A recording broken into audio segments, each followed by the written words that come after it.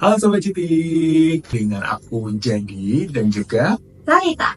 dan kali ini kita mau membahas mengenai tentang keuangan ya Lalita ya. Tuh. Sebetulnya banyak aspek yang bisa kita bahas di segmen-segmen nantinya. Dari berbagai macam keuangan, ini ada salah satu istilah yang mau kita bahas. Sebenarnya kita mau bahas apa sih? Nah, kali ini kita mau bahas tentang impulsive buying. Wah, apa sih itu impulsive buying? Dari kata impulsif sendiri itu adalah melakukan suatu tindakan yang tidak memikirkan efek ke belakangnya. Nah, impulsive buying sendiri adalah kebiasaan membeli barang atau jasa secara spontan tanpa perencanaan yang matang. Seringkali didorong oleh emosi sesaat.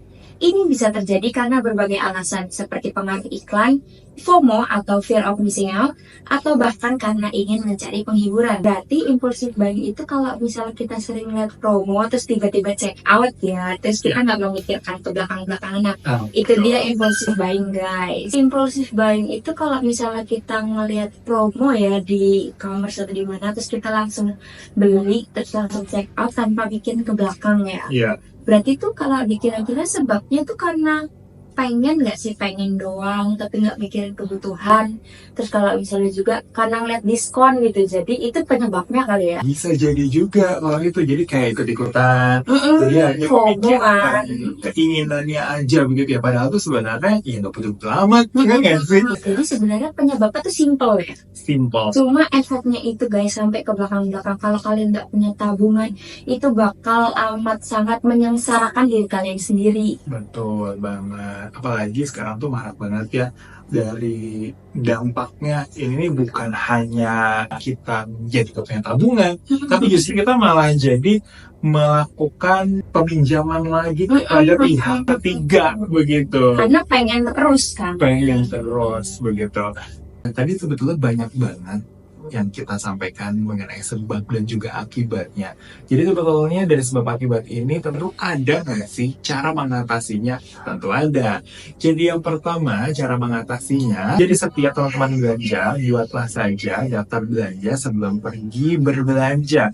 Baik kita berbelanja di online maupun juga di offline. Dengan begitu kita jadi lebih fokus juga nih untuk memilih barang-barang yang sebetulnya kita benar-benar butuh begitu.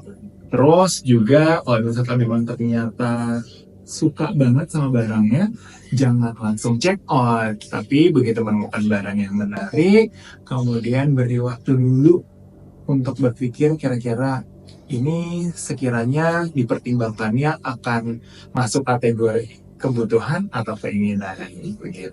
Berarti itu intinya sebenarnya ada dua ya, di-list dulu dan ditahan dirinya ya, ditahan dulu begitu. Karena kalau misalkan impulsive buying itu pasti berdasarkan dengan psikologi kita juga begitu. Apakah psikologi kita ini ketika menginginkan sebuah barang itu berdasarkan dengan emosional atau memang benar-benar itu butuh di kehidupan kita sehari-hari. Nah, dari tips-tips tadi, maka dari itu aku ingin mengingatkan, yuk kita sama-sama menjaga diri kita dari impulsive buying.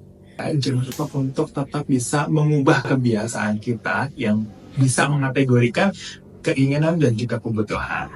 Betul sekali. Pokoknya ingat kalau misalnya mau pergi belanja itu di-list dulu kebutuhannya apa. Betul. Dan yang kedua, dan juga kita bisa untuk tahan terlebih dahulu emosi kita. Apakah memang emosi ini hanya sesaat, hanya ikut-ikutan saja, atau memang ini sesuai kebutuhan kita sehari-hari begitu. Baik semuanya Sobat GT, tentunya demikian untuk tayangan ini. Jangan lupa untuk like, komen, dan juga subscribe ya, karena akan ada banyak sekali informasi yang sangat mengedukasi terkait keuangan. Aku Jadi Akbar dan aku Lalita.